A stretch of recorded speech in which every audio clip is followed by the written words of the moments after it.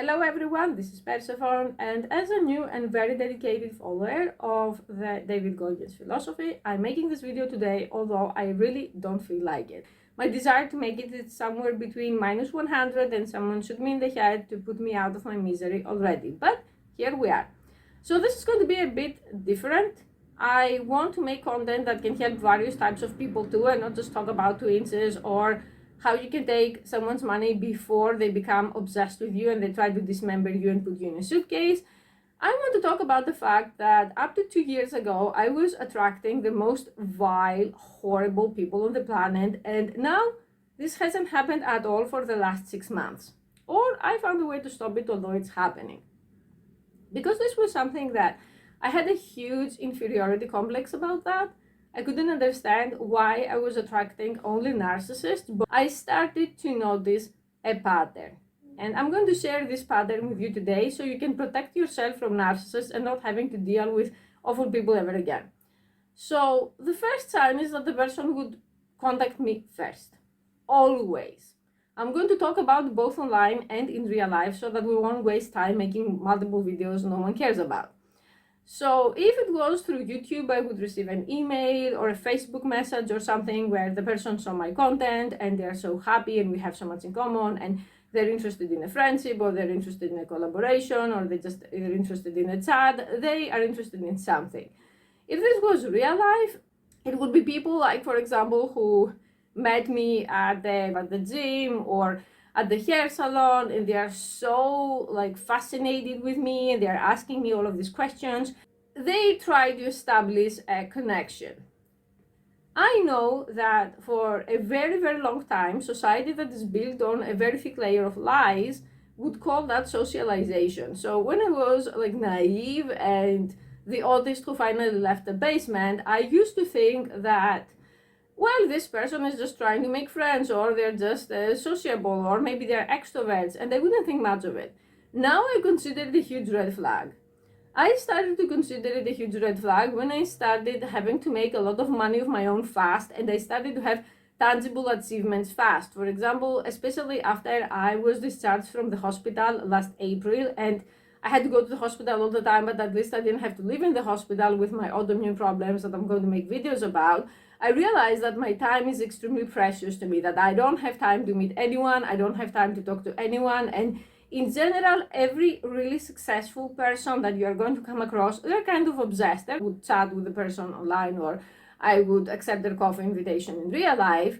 They would start praising me about something. It seems that this kind of toxic individual is extremely good at figuring out not only your insecurities, like the books say, but also things that deep down you want to be praised for, or good traits that you have that people don't praise you enough for. Like, for example, when it comes to fostering cats, this is something that I was always proud of, but it barely gave me any recognition if you exclude the people who are also rescuing cats. The other people would say, oh my God, you're just a crazy cat lady. Or they would say, well, you saved 2 cats, so many other cats are suffering, you can make a difference. Or they would say, oh well, this cat is still morbidly obese despite your efforts, so he lost 4 pounds, so what, he's still 20 pounds, and so on.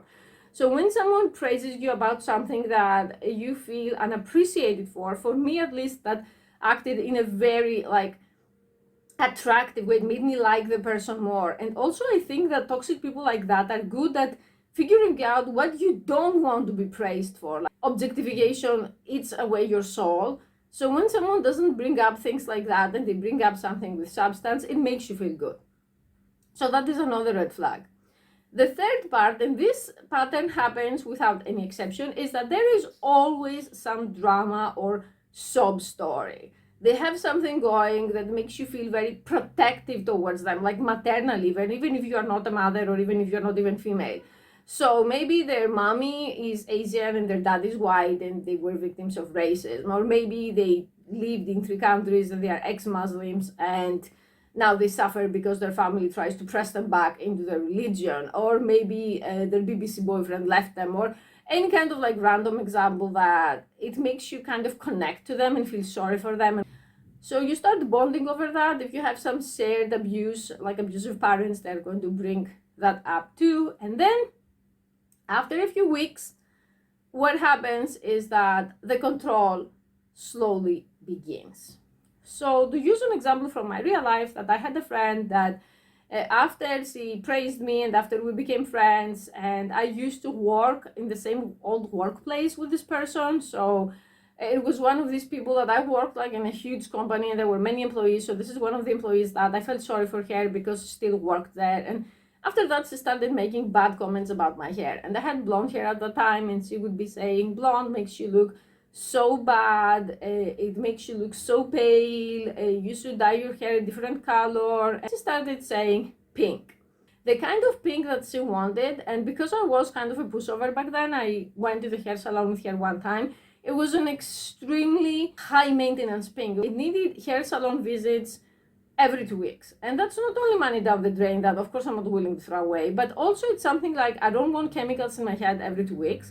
And also one of the things that I absolutely despise hair salons, and I plan to make a very controversial video about why I never plan to go to a hair salon again. I absolutely hate the hair salon culture. So if you're a hairstylist and you watch me, I'm sorry, I can't. So another problem with the hair salons is that, from my experience at least, going to all kinds of hair salons, from the most ghetto ones to the high-end ones where one visit is for $100, is that a procedure that is supposed to take 1 hour usually takes 7. Because there is gossiping, there is waiting, and I also think that they drag things out because they want to justify the exorbitant amount of money that they're going to plan to make you pay. So if they cut your hair in like 10 minutes, they cannot ask for $60. But if it takes 7 hours, then they labor, kind of thing. So I was thinking, I can't waste an entire afternoon of my life every 2 weeks for that bullshit. So after I did it one time and it didn't work out, then the second time I just let the color fade. So she started to be upset about it. She started bringing it up and saying, your hair, you need to go do your hair. Or then you started saying, oh, you look so bad. And I know that this sounds stupid and insignificant and like I have nothing to do with my day than complain about bullshit no one cares about, but there were smaller incidents like that over and over and over that then they escalate to downright insults and controls. And to bring up an example from an online friend this time, she was monopolizing all of my time. Like, she wanted me to be available to chat with her about her drama anytime she felt like it. And it was honestly suffocating because I'm the type of person that if you make a bad decision once and you ask my opinion and I tell you it's a bad decision because you asked me, otherwise I'm not opening my mouth, and then you make the same decision again and again and again, I'm going to consider you a stupid person.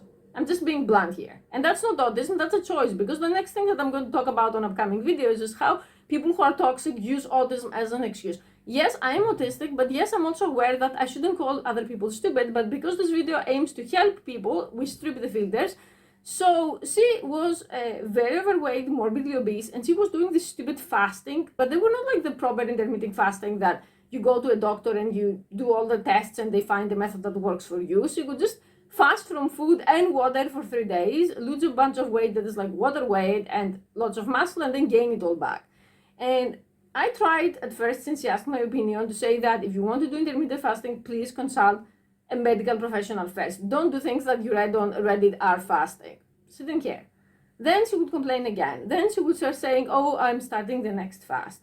Then I start to dread having to deal with that person online because I don't have time for things that they're bound to fail and you're honestly stupid. And I don't keep stupid people around. I have high standards now. So long story short, what happened is that with all of these people, things ended up very badly.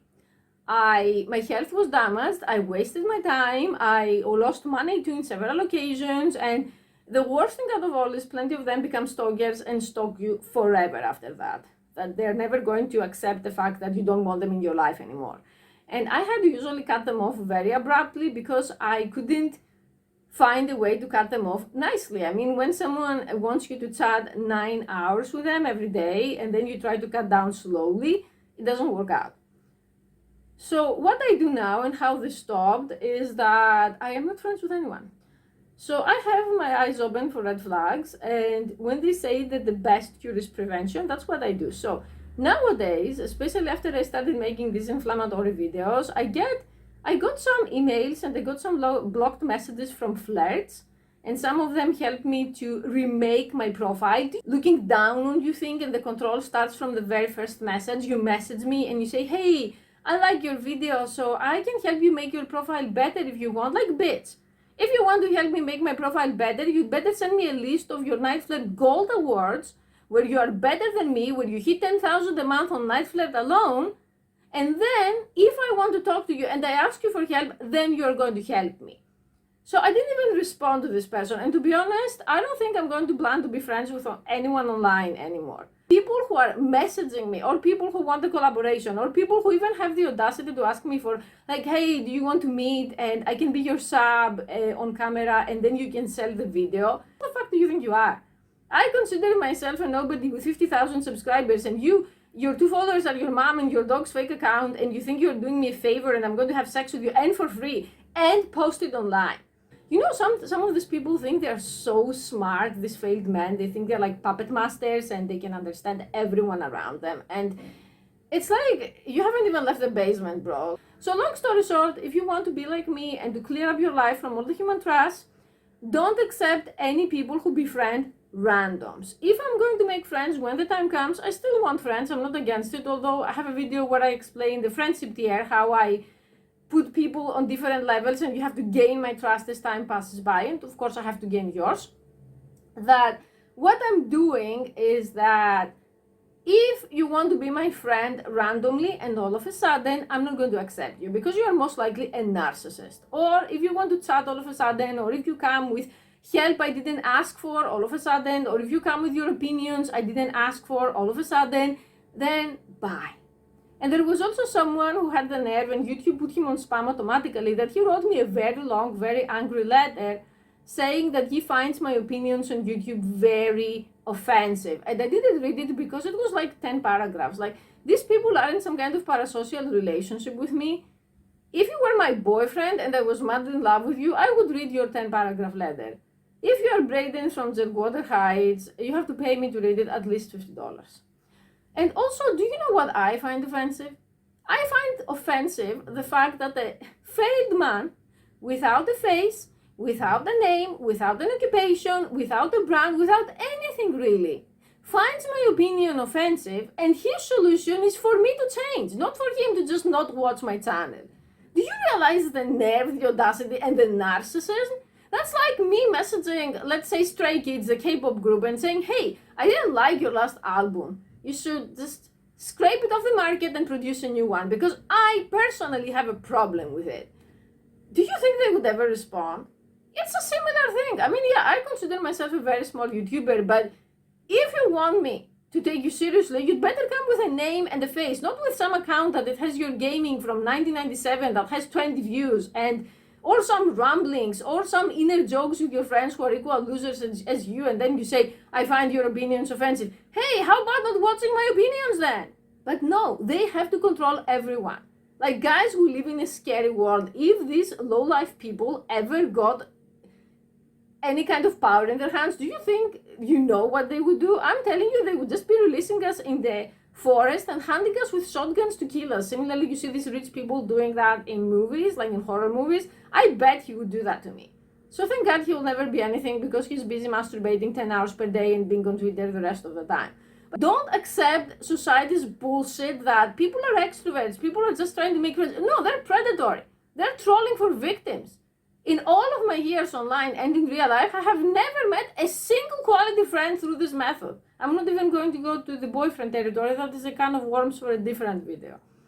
I'm just saying, though, the best way to not attract toxic people is to value yourself, to value your time, and to find ways, if you can. I'm not on that level yet, I hope to be. Like, for example, when I become someone, if I manage to become big enough to be invited to YouTube events, and there are other YouTubers that I know their face, I know their name, I know their brand, and I know we have at least one common interest, YouTube, and someone wants to be my friend, obviously I'm going to be friendly too. I'm not going to go there and expect people to come and worship me or something. Then yeah, I would give a person a chance for a cup of coffee. But even in their case, even this person started rambling about their problems and manufacturing drama and about the fact that they are victims of God knows what, by yesterday. My life has become 90% more peaceful after I started doing this.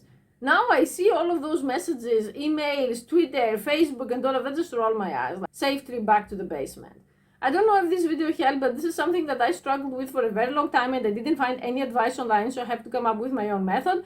This method doesn't substitute legal advice or mental health advice. It just aims to make you think, because I honestly think that friendship is not only wildly overrated, but it is also something that we have been sold a rose-colored glasses like version of it. And in my opinion, you're guilty until proven innocent now, and not the opposite, not the reverse. That I assume that you approach me being a predator, and if you end up not being a predator, I'm going to see you as a blessing, as a person I value, and as a person that I'm going to go the extra mile for. But that takes time, that takes small steps. We're not going to be besties in like a week or a month, and you're going to have to respect that you're not going to take over my life as some kind of human parasite. Thank you for watching.